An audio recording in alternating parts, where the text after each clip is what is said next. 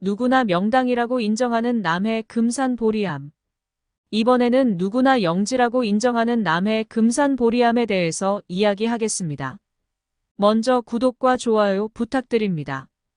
영지는 신령스러운 기운이 뭉쳐있는 장소를 말한다. 기는 눈으로 보이지 않아도 몸은 느낀다. 좋은 기운 속에서 마음은 맑아지고 밝아진다. 생각이 높아진다. 그러면 인생이 달라지고 획기적인 변화가 일어난다. 그래서 신령한 기운이다. 여행의 최고 경지는 영지에 가보는 것이다. 영지에 가면 풍수지리를 잘 모르는 사람들도 금방 알 수도 있다. 우선 경치가 좋다. 주위를 둘러싸고 있는 산의 풍경도 좋고 툭 트인 앞에 들판, 강, 바다가 기분을 상쾌하게 한다. 풍수지리 학자들은 여기에 더하여 이러한 기분을 느끼게 하는 이유에 대해서 이치적으로 설명을 더해주는 것이다. 좌청룡, 우백호를 몰라도 관심을 갖고 여행을 하면 누구나 느낄 수 있는 곳이 영지이고 명당이다. 이런 면에서 풍수지리를 전혀 모르고 관심이 없어도 여기는 과연 명당이구나 하고 느끼는 곳이 바로 남해 보리암이다. 섬은 물을 건너야 갈 수 있다. 고대 사회에서 물을 건넌다는 것은 쉬운 일이 아니다. 커다란 자연의 장애였다. 물은 이승과 저승을 구분하는 경계이다. 저승에 가려면 삼도천이라는 강물을 건너야 한다. 삼도천을 건너면 저승에 도착했기 때문에 이승으로 되돌아올 수 없다. 물 건너갔다가 이 뜻이다. 삼도천을 건너가다가 중간에 돌아오라는 목소리를 듣고 다시 돌아오면 이승에서 살아나는 수가 있다. 임사체험자들의 이야기이다. 주역의 괴에 보면 이섭대천이라는 대목이 자주 등장한다. 큰 강을 건너면 이롭다는 뜻이다. 큰 강을 건넌다는 것은 상당한 고비를 겪어야 한다는 의미이기도 하다.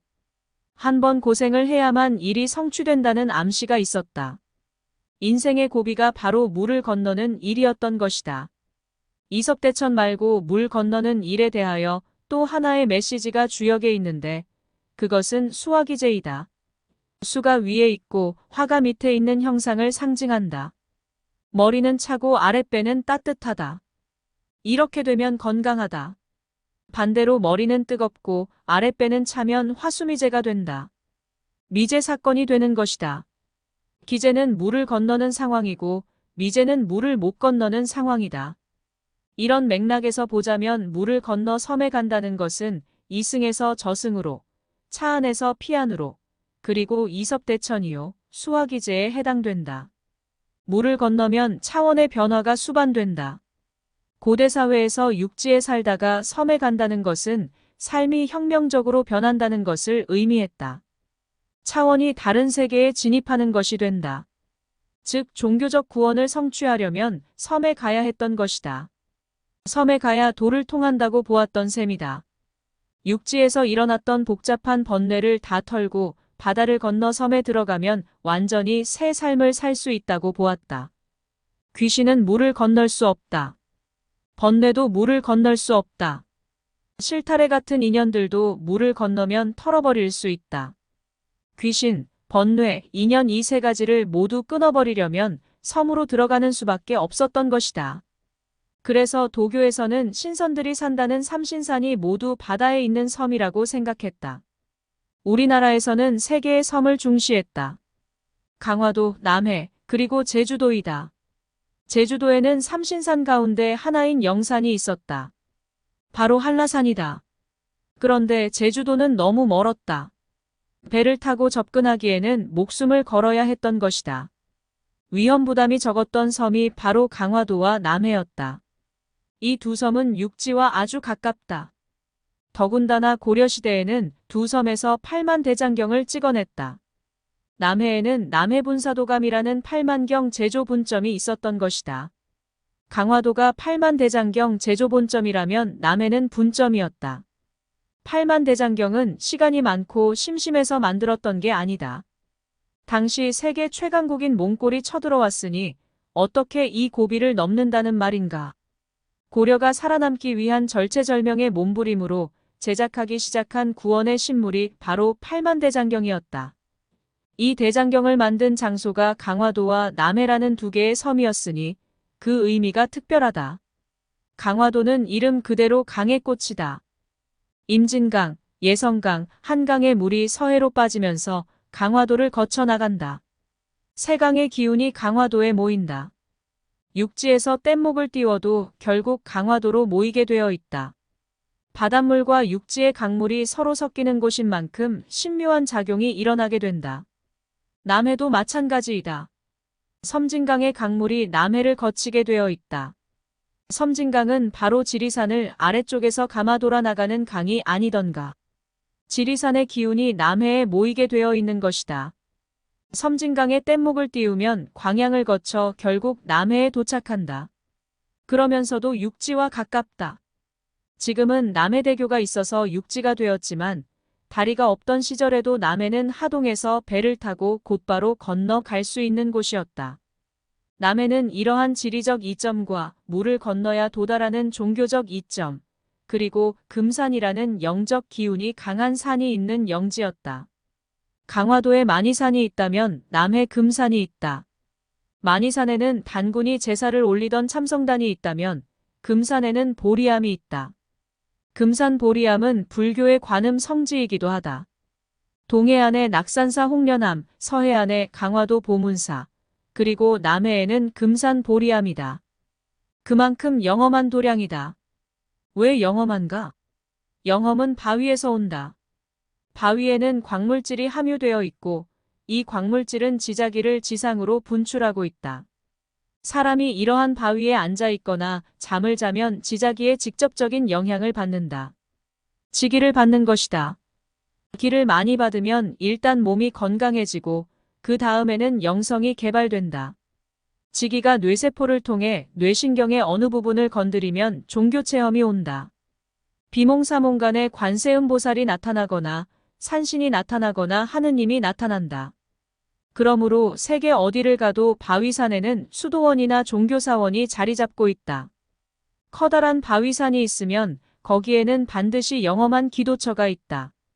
더군다나 바위산 주변에 호수나 바다가 있으면 더욱 영험해진다. 바위에서 분출되는 화기와 물에서 나오는 수기가 서로 어우러져 연기를 만들어내기 때문이다. 이것이 주역에서 말하는 수화기제이며 남해 금산은 이러한 수화기제의 전형적인 도량이다. 남해는 전라도의 진도와 크기가 비슷하다. 넓은 섬이다. 상당수 인구가 먹고 살 수 있는 섬이다. 그런데 남해에는 금산이라는 명산이 우뚝 솟아있는 점이 아주 이채롭다. 산의 높이가 681m이다. 강원도 같은 산간 지역에서라면 높지 않게 보인다. 그러나 바다 해수면 높이에서 681m는 아주 높은 산이다. 게다가 온통 단단한 화강암으로 이루어졌다. 바위의 크기도 큼직큼직하다. 보리암 뒤편을 보면 엄청난 크기의 거암들이 병풍처럼 둘러쳐져 있다. 바닥도 안반이고 뒤편도 안반이고 발 아래로 내려다보면 푸른 바다가 보인다. 영지의 조건을 완벽하게 갖추고 있는 터인 것이다. 고려가 팔만대장경의 일부를 이곳 남해에서 만들어낸 이유도 좁혀 들어가면 금산의 영험함과 관계가 있지 않을까. 이성계도 조선조계국을 위해 이 금산에서 기도했을 것이다. 이성계가 기도할 때는 고려 말이다. 고려 말에 이미 기도객들 사이에서는 남해섬과 금산이 인구에 회자되고 있었음을 미루어 짐작할 수 있다. 보리암 종각 옆에는 이성계가 기도했다는 비석이 세워져 있던 자리가 있다. 전쟁터에서 늘 생과 사를 눈앞에 두고 살았던 무장 이성계는 종교적 영험을 무시할 수 없었을 것이다. 원래 죽음이 눈앞에서 왔다 갔다 해야만 신비를 인정하는 법이다. 아무튼 이성계가 어떻게 남해 보리암까지 가서 기도할 생각을 했을까? 짐작컨대 왜구 때문이 아니었을까? 남해안에 출몰하는 왜구를 막기 위해 이 지역에 자주 왔을 것이고 그러다 보니 남해보리암이 영험하다는 이야기를 들었을 것이다.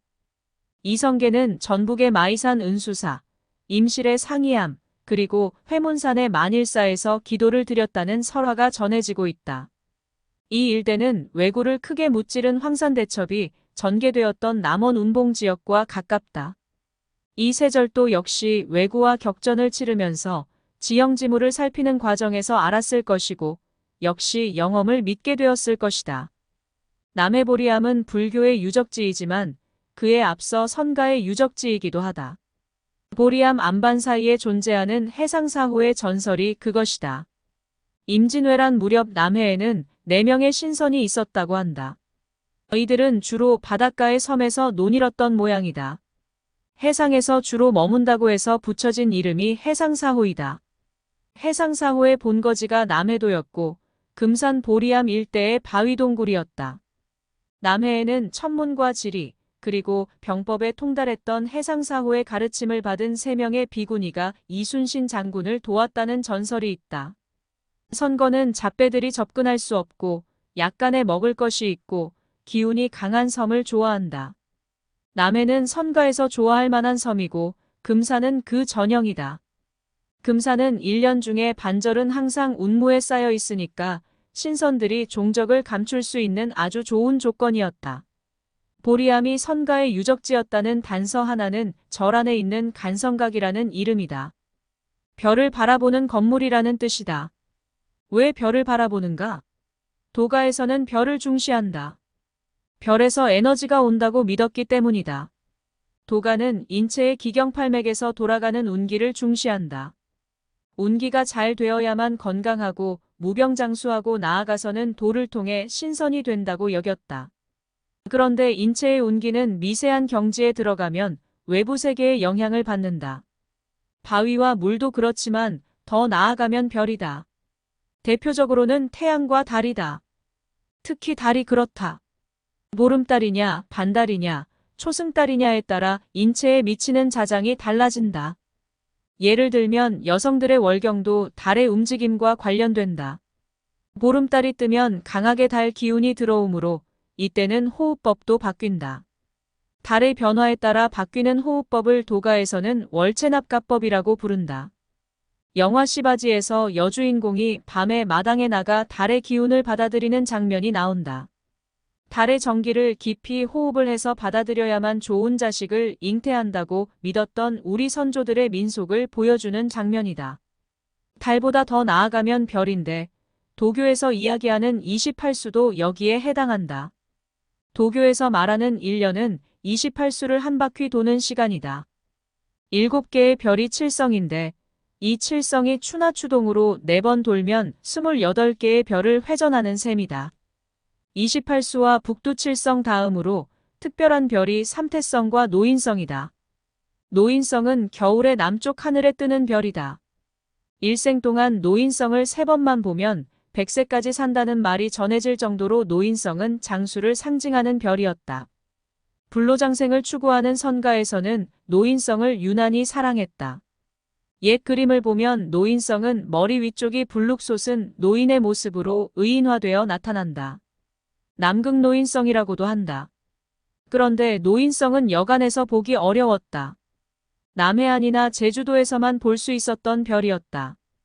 금산의 보리암도 노인성을 볼 수 있는 뷰포인트이다. 간성각이란 명칭은 생각건대 노인성을 보는 선가의 풍습을 담고 있는 듯하다. 보리암에서 노인성을 보는 관습이 있었던 것이다. 지금은 보리암으로 올라가는 길이 새로 나서 자동차로 상부까지 갈 수 있지만 과거에는 밑에서부터 걸어 올라가야만 했다. 걸어가는 코스에서 보리암에 접근하다 보면 사람의 두개골같이 보이는 거대한 바위가 나타난다. 보리암 바로 밑에 있는 이 바위에는 마치 사람의 눈처럼 구멍이 뚫린 2개의 바위굴이 있다. 보리암에 들어가려면 이 바위굴을 통과해야만 한다.